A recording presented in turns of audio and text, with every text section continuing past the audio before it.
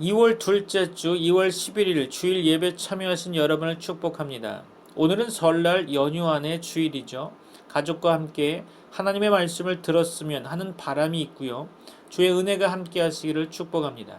2024년 설교는 1년간 공관복음을 가지고 마태, 마가, 누가 공관복음을 가지고 집중적으로 설교하려고 합니다. 공관복음을 통해 예수님을 만나는 시간이 되기를 바랍니다. 아울러 여러분에게 성령의 충만함이 있기를 소망합니다. 오늘 본문의 말씀 마가복음 1장 14절로 22절입니다. 함께 읽을 본문은 마가복음 1장 14절로 15절까지만 읽겠습니다. 다 같이 합독하겠습니다. 마가복음 1장 14절로 15절입니다. 요한이 잡힌 후 예수께서 갈릴리에 오셔서 하나님의 복음을 전파하여 이르시되 때가 찼고 하나님의 나라가 가까이 왔으니 회개하고 복음을 믿으라 하시더라. 아멘. 오늘 본문은 공관복음에 모두 기록되어 있는 내용입니다. 마태복음에서는 4장 17절로 22절 말씀에, 누가복음에서는 5장 1절로 11절에 기록되어 있죠.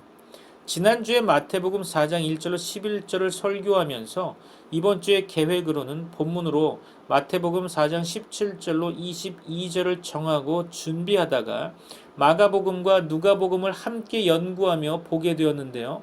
마가복음의 본문이 좀 더 자세하게 기록되어 있어서 본문을 바꾸어 보았습니다.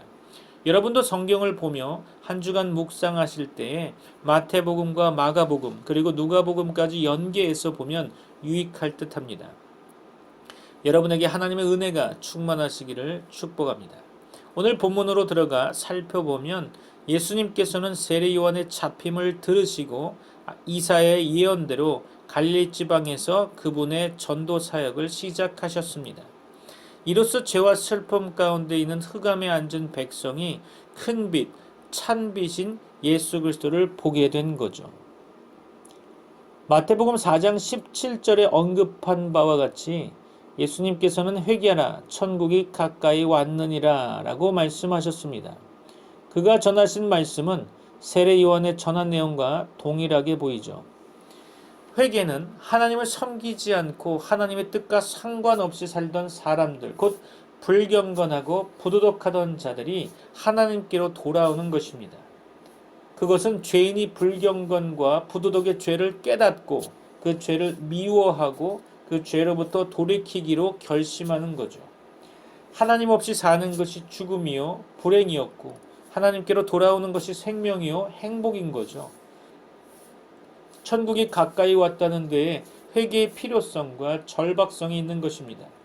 죄인이 회개하고 예수 그리스도를 영접하는 것이 천국에 들어가는 유일한 길이며 회개치 않고 죄 가운데 사는 것이 천국에서 제외되는 일입니다. 모든 사람은 회개하고 천국에 들어가기를 소원해야 할 것입니다. 가까이 왔다는 말은 완료 시제죠. 이미 가까이 와 있다는 뜻을 가지고 있습니다. 천국은 이미 시작되었다는 뜻이죠. 구약성경 다니엘서에서는 메시아의 시대에 하나님의 영원한 나라가 건설될 것이 예언되어 있습니다. 다니엘서 2장 44절 볼까요? 이 여러 왕들의 시대에 하늘에 하나님이 한 나라를 세우시리니 이것은 영원히 망하지도 아니할 것이요 그 국권이 다른 백성에게로 돌아가지도 아니할 것이요 도리어 이 모든 나라를 쳐서 멸망시키고 영원히 설 것이라. 아멘. 하늘에 하나님께서 세우신 한 나라가 예수 그리스도께서 오셔서 전도하심으로 시작된 것입니다.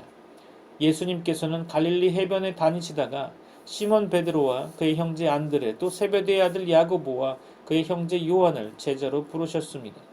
그들은 다 어부들이었는데요. 그들의 일터에서 부르심을 받은 거죠. 주께서 공적 사역을 시작하시면서 하신 첫 번째 일은 제자 삼는 일, 곧 전도자를 부르신 일입니다. 전도는 예수 그리스도의 사명이었고요. 그분은 자신이 전도하기 위해 이 땅에 왔다고 말씀하셨죠. 마가복음 1장 38절입니다. 이르시되 우리가 다른 가까운 마을들로 가자. 거기서도 전도하리니 내가 이를 위하여 왔노라 하시고. 아멘. 그분은 자신이 전도하실 뿐만 아니라 전도할 자들을 제자로 부르셨습니다. 전도의 일은 중요하며 전도자를 부르는 일도 중요한 거죠. 예수님께서는 전도자를 사람을 낚는 어부라고 표현하셨습니다. 그것은 그 어부들에게 있어서 이해하기 쉬운 표현이었겠죠. 사람을 낚는다는 말은 사람을 구원한다는 뜻이죠. 죄인의 구원이 전도자의 임무요 목표일 것입니다. 주께서는 나를 따르라 하는 초청의 말로 전도자를 부르셨습니다. 전도자는 주의 부르심을 통해 세워집니다. 오늘날도 그는 전도자들을 부르십니다. 나를 따르라 하는 말씀은 단순한 초청 그 이상인 거죠. 그것은 주님이 하시는 일을 보고 배우라는 뜻도 내포되어 있습니다. 전도자는 주님을 따르는 자, 즉 주님의 발자취를 보고 배우며 준비되고 훈련되는 자입니다. 부르심을 받은 그들은 즉시 모든 것을 버리고 주를 따랐다고 성경은 말씀하고 있죠. 18절 말씀이죠.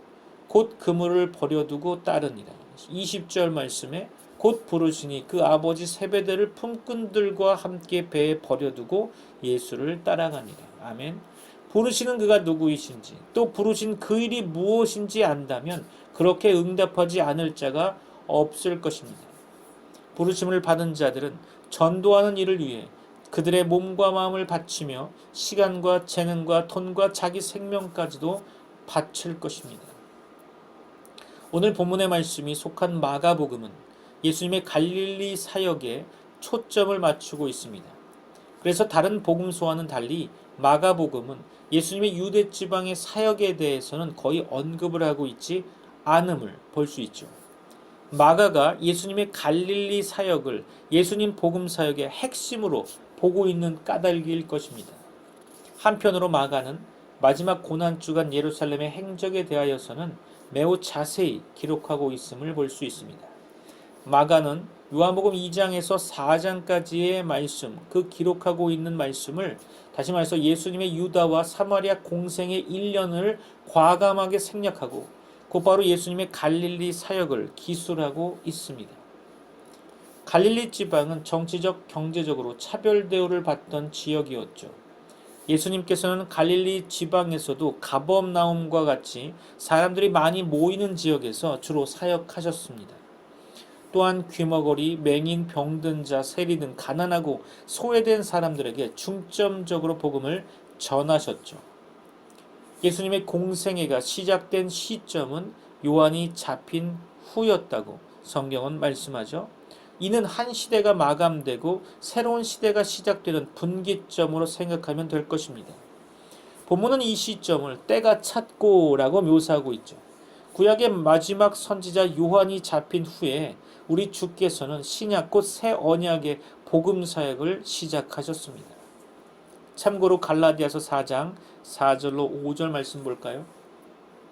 때가 참에 하나님이 그 아들을 보내사 여자에게서 나게 하시고 율법 아래에 나게 하신 것은 율법 아래에 있는 자들을 속량하시고 우리로 아들의 명분을 얻게 하려 하심이라. 아멘. 때가 참에 하나님께서는 마침내 독생자 예수 그리스도를 이 땅에 보내셨습니다. 사탄의 머리를 깨뜨릴 여자의 후손으로 주께서는 육신을 입고 우리에게 오셨던 거죠. 십자가의 죽음으로 우리를 구속하시기 위해 성자 하나님 그리스도 예수께서는 비천한 사람의 몸을 입고 이 땅에 오셨습니다. 공생애의 사역 중에도 예수님께서는 언제나 하나님의 때를 기다리셨습니다. 가나 혼인잔치에서 어머니 마리아가 포도주가 떨어졌다고 알렸을 때에도 예수님께서는 내 때가 아직 이르지 아니하였나이다 라고 대답하셨죠. 예수님께서는 당신을 공적으로 드러내실 메시아의 때, 곧 십자가의 때를 기다리고 계셨던 것입니다. 여기에서 때라는 단어는 헬라어에서 카이로스라고 불리는데요. 그 의미는 결정적인 때, 다시 말해서 가장 적합한 때라고 번역할 수 있습니다. 성경에는 특히 때에 관한 말씀들이 많이 나와 있죠. 전도서 3장 1절 보면 범사에 기한이 있고 천하 만사가 다 때가 있나니. 아멘.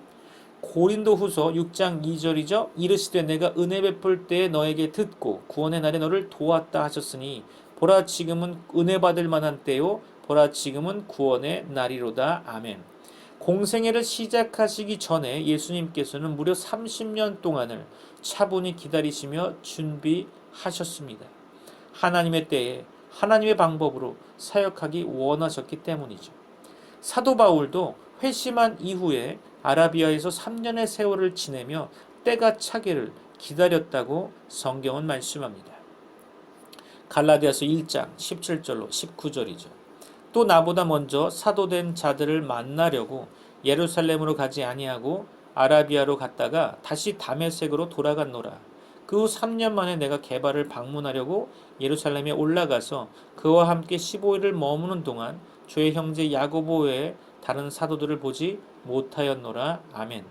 아라비아에서 돌아온 후에도 고향 다소에서 사울은 무려 10년이나 하나님께서 예비하신 때를 기다리고 있었습니다. 예수님의 첫 번째 가르침은 때가 찼고 하나님의 나라가 가까이 왔으니 회개하고 복음을 믿으라 라는 것이었죠. 참고로 마태복음은 예수님의 첫 번째 가르침을 회개하라 천국이 가까이 왔느니라 였다고 기록하고 있습니다. 세례 요한의 첫 번째 가르침도 예수님과 동일하게 회개하라 천국이 가까이 왔느니라 라고 말을 하고 있었죠. 복음의 내용은 첫째, 때가 찼고 하나님의 나라가 가까이 왔다는 것입니다. 진정 하나님의 나라가 가까이 왔다면 우리는 마땅히 회개하고 돌이켜야 할 것입니다. 돌이켜 예수 그리스도의 십자가의 복음을 믿어야 하는 거죠. 회개하지 않는 자에게는 영원한 지옥 불의 심판이 있을 뿐입니다. 예수께서는 말씀하셨죠. 요한복음 16장 7절로 8절입니다. 그러나 내가 너희에게 실상을 말하노니 내가 떠나가는 것이 너희에게 유익이라. 내가 떠나가지 아니하면 보혜사가 너희에게로 오시지 아니할 것이요 가면 내가 그를 너희에게로 보내리니 그가 와서 죄에 대하여 의에 대하여 심판에 대하여 세상을 책망하시리라. 아멘. 회개란 뭘까요? 헬라어 원문 단어는 메타노이아라고 쓰는데요. 이는 방향을 바꾼다라는 의미를 가지고 있습니다. 곧 회개란 죄에 대하여 의에 대하여 심판에 대하여 세상을 책망하시는 하나님의 음성을 듣고 삶의 방향을 바꿔 돌이키는 것입니다. 우리나라 교인들 중에는 울며 기도하고 격앙된 후에 그것으로 모든 회개가 다 끝난 것처럼 착각하는 사람들이 있습니다. 감정적인 차원에만 머무르면 그것은 완전한 회개가 아닙니다. 실제로 삶의 방향을 바꿔야 하는 거죠. 죄를 청산하고 방향을 돌이켜야 한다는 것입니다. 만일 탕자가 울며 기도하고 나서 아버지의 집을 향하여 방향을 돌이키지 않고 다시 그 돼지 우리간에 주저앉았다면 어떻게 되었을까요? 과연 그 탕자가 구원을 받았다고 할 수 있을까요? 진정 회개했다고 할 수 있을까요? 죄의 싹은 사망입니다. 죄에서 돌이키지 않으면 영원한 멸망이 기다리고 있는 거죠. 로마서 6장 23절이죠. 죄의 싹은 사망이요 하나님의 은사는 그리스도 예수 우리 주 안에 있는 영생이니라. 아멘. 성령은 믿는 자에게 영생이 보장되어 있다고 말씀하십니다. 이것은 하나님께서 우리에게 주신 분명하고도 영원한 약속이죠. 그 유명한 요한복음 3장 16절 말씀 볼까요? 하나님이 세상을 이처럼 사랑하사 독생자를 주셨으니 이는 그를 믿는 자마다 멸망하지 않고 영생을 얻게 하려 하심이라. 아멘. 예수님께서는 복음을 믿으라고 선포하셨습니다. 복음은 뭘까요? 복음은 바로 예수 그리스도이십니다. 로마서 1장 17절이죠. 복음에는 하나님의 의가 나타나서 믿음으로 믿음에 이르게 하나니 기록된 바 오직 의인은 믿음으로 말미암아 살리라 함과 같으니라. 아멘. 그러므로 복음을 믿는다는 것은 예수 그리스도를 믿는 것입니다. 오직 예수 그리스도만이 참 믿음의 대상이 되시는 거죠. 믿음의 대상이 분명치 않으면 기독교가 아닙니다. 우리 믿음의 대상은 예수 그리스도뿐입니다. 성부, 성자, 성령, 삼위 하나님 이외에는 참 믿음의 대상이 없습니다. 예수님께서 선포하신 복음은 하나님 나라의 복음이었습니다. 세상의 나라, 세상의 소식이 아니라 가이사의 나라, 로마의 전령이 아니라 하나님 나라, 하나님의 복음이었던 거죠. 당시 로마 황제는 식민지에 종종 그의 전령을 보내서 복음이란 이름에 명령을 하달하고 억지로 복종을 강요하곤 했습니다. 복음이란 단어를 헬라어로 유앙겔리온이라고 얘기합니다. 알아두면 나쁘지 않겠죠? 복음은 유앙겔리온. 그죠? 아까 회개는 뭐라고 했죠? 메타노이아. 이런 단어들은 좀 알면 크게 도움은 아니겠지만 그래도 아는 척하기에는 도움이 좀 될 겁니다. 이와간 오늘도 이 땅의 소식은 우리에게 종종 거짓 평화, 거짓 행복을 강요합니다. 그러나 예수님의 복음은 로마 황제가 억지로 복종을 요구했던 팍스 로마나의 강요된 전령이 아니라 하나님 나라의 복된 소식, 구원의 기쁜 소식이었습니다. 하나님 나라의 기쁜 소식만이 우리에게 평화, 샬롬을 주실 수 있습니다. 평화의 왕 예수님께서만 하나님 나라의 기쁨을 주실 수 있는 분이죠. 오늘 이 땅의 수많은 소리에 미혹되지 않고 오직 예수 십자가의 복음만 듣는 성도들 되기를 축복합니다. 예수님께서는 직접 복음을 선포하고 전도하셨을 뿐 아니라 제자들을 부르시고 양육하셨습니다. 주께서는 왜 제자를 양육하셨을까요?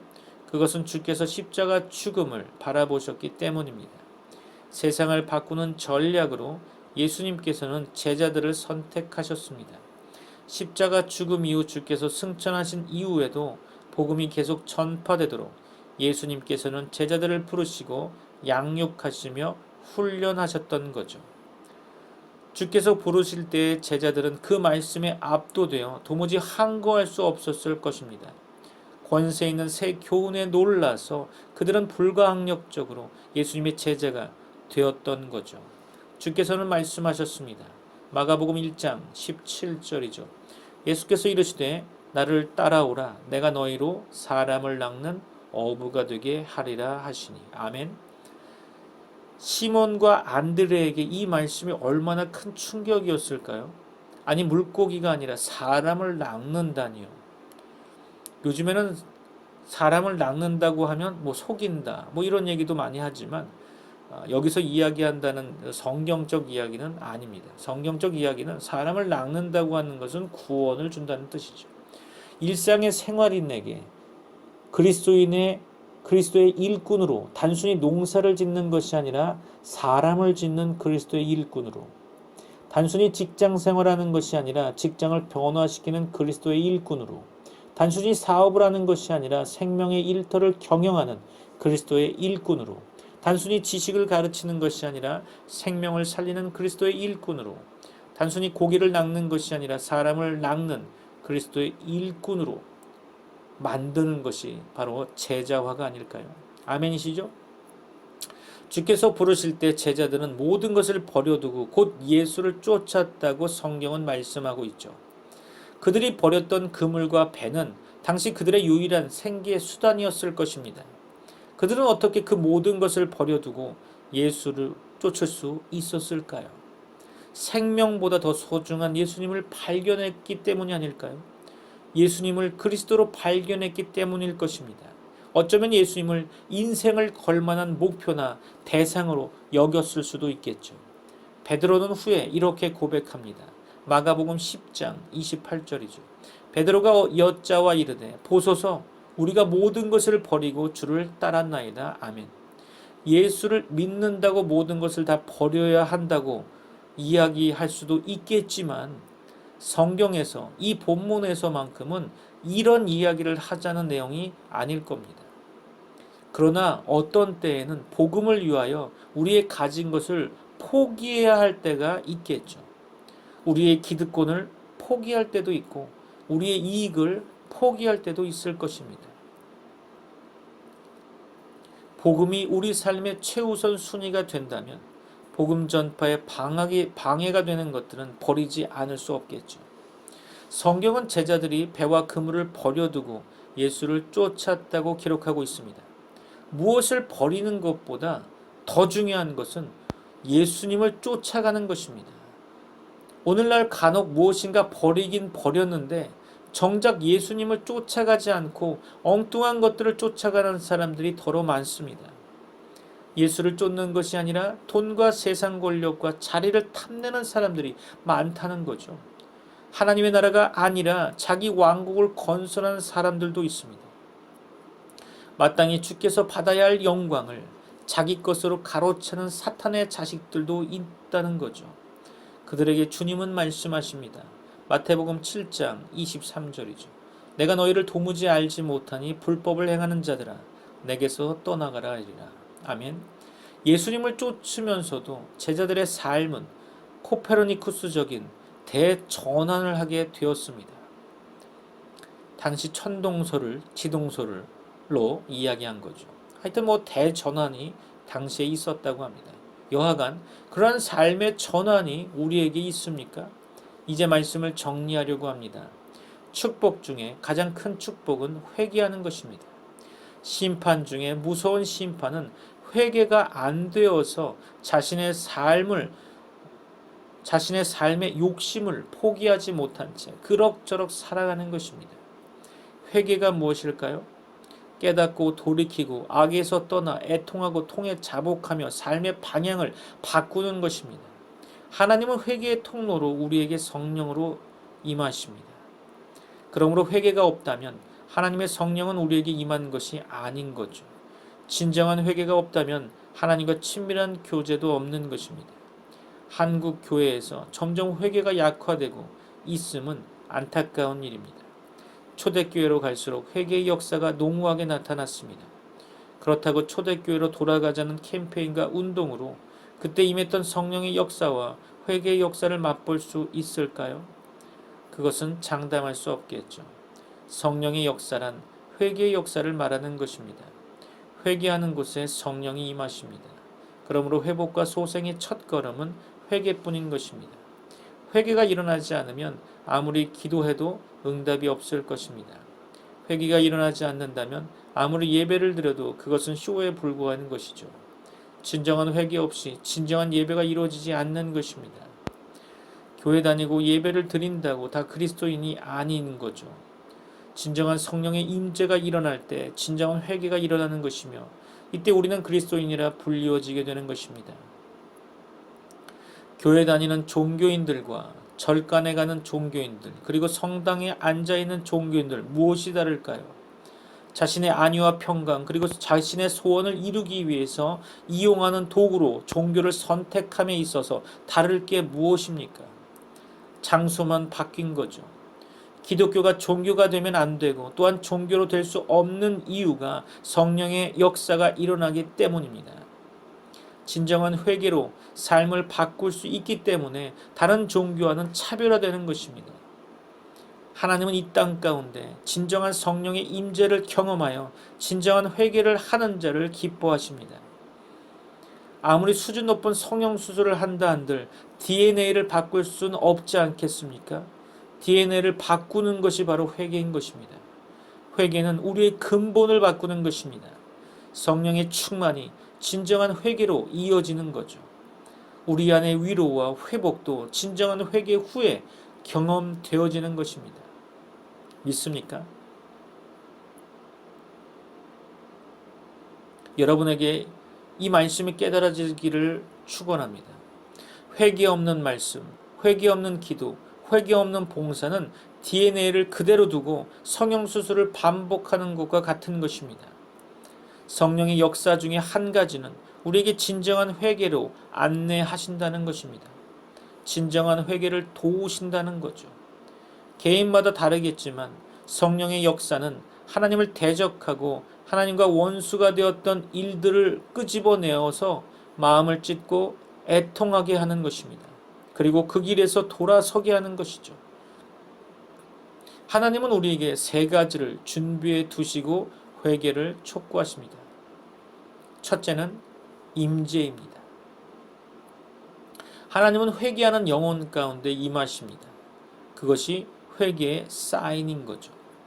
하나님의 성령은 거룩하셔서 죄와 함께 거하실 수 없으십니다. 그러므로 통회하고 자복한 심령에 내주하시는 거죠.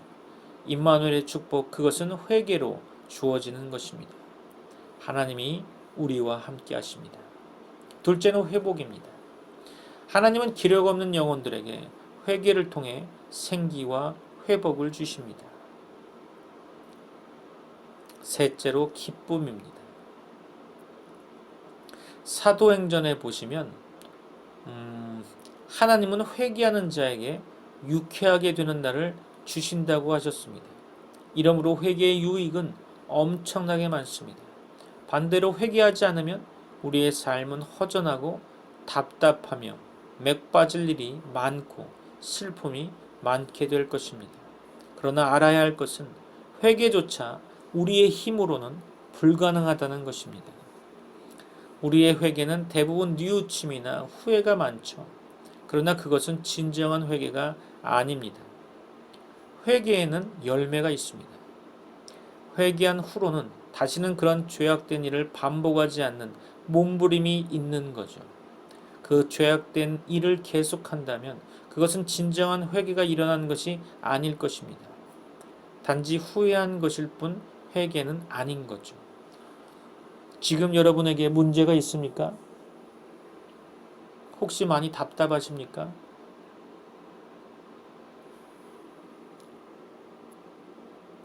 마음이 천근만근 무겁습니까? 하나님을 갈망하고 있습니까? 회개의 영을 갈망하십시오. 회개의 문을 열어달라고 간구하십시오. 그곳에 주의 영이 임하십니다. 그곳에 생기와 기운이 회복될 것입니다. 그곳에 세상에서 맛볼 수 없는 기쁨이 하늘로부터 임할 것입니다. 간절히 하나님을 갈망하십시오. 오늘 이 시간 믿음의 결단이 있기를 소망합니다. 이제 말씀 가운데 다음과 같이 우리 자신을 점검할 수 있기를 소원합니다. 하나님의 나라가 가까이 왔음을 깨닫고 죄사함의 회개를 하고 있는가?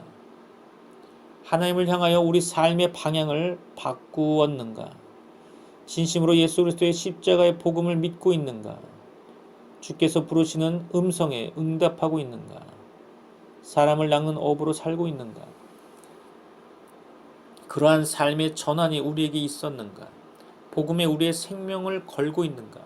복음을 위해 우리가 버린 것은 무엇인가? 진정으로 예수를 쫓고 있는가? 혹시 예수를 쫓는다고 하면서 엉뚱한 것들을 탐하고 있지는 않은가? 오늘 신앙 점검이 이루어지는 시간이 되기를 소망합니다. 여러분에게 회개의 시간이 되기를 바라며 하나님의 영이 강력히 임재함을 경험하는 시간이 되기를 축원합니다. 여러분을 사랑하며 축복합니다. 기도하겠습니다. 이제는 우리 주 예수 그리스도의 은혜와 하나님의 사랑과 성령님의 교통하심이 트리니티 미라클 교회 모든 권속들과 세계 교회 위에 이제부터 영원까지 함께 있을지어다. 아멘. May the grace of the Lord Jesus Christ and the love of God and the fellowship of the Holy Spirit be with you all. Amen.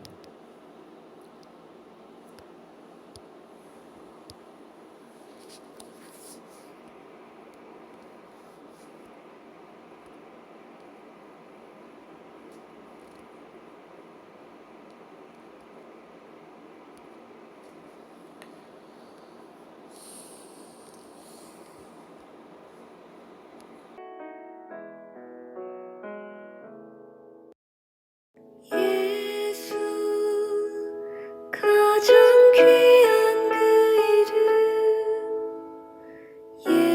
예수 언제나 기도 들으사 오 예수 나의 손잡